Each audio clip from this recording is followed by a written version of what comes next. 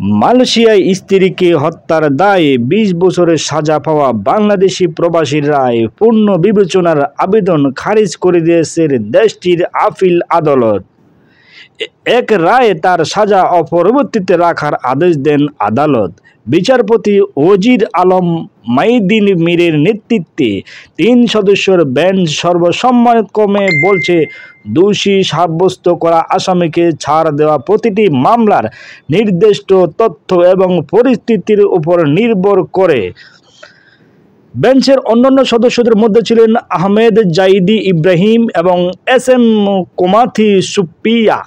মঙ্গলবার new test টাইমের এক প্রতিবেদনে বলা হয়, আপিল আদালত বাংলাদেশি শাহজাদা সাজুর মামলায় এই রায় দিয়েছেন, যিনি ৬ বছর আগে তার স্ত্রী সাজেদাই বুলবুলকে হত্যা করে মরদেহ টুকরো টুকরো করে লাগেজের মধ্যে পুঁতে ডুবায় ফেলে আসেন।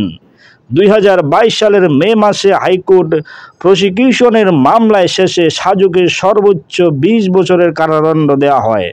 আহমেদ জাইদের দ্বারা প্রস্তুত করা একটি লিখিত রায় আদালত বলছে, মামলাটির ক্ষেত্রে বর্বরতার ও নৃশংসতার যে দৃষ্টান্ত অভিযুক্ত তৈরি করেছে তাতে মামলার ঘটনা ও পরিস্থিতি বিবেচনা সাজা বহাল রাখা হয়। সাজেদা-ই বুলবুল পটুয়াখালী সদরের পুরাতন আদালত পাড়ার মোহাম্মদ আনিস হাওলাদারের মেয়ে।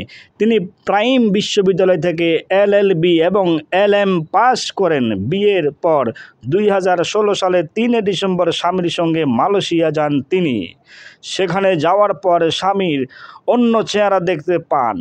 সাজেদা নিজে প্রতিষ্ঠিত হলেও স্ত্রীকে স্থায়ীভাবে বসবাসের সুযোগ তৈরি করে দেননি।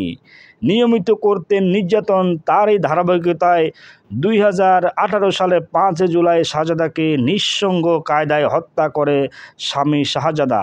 অপরাধ গোপন করতে স্ত্রীকে মরদেহ টুকরো টুকরো করে কেটে লাগেজে ভরে সুগাই কালাং জারাং ইয়ং এলাকায় এক ডোবায় ফেলে গা ঢাকা দেন তিনি।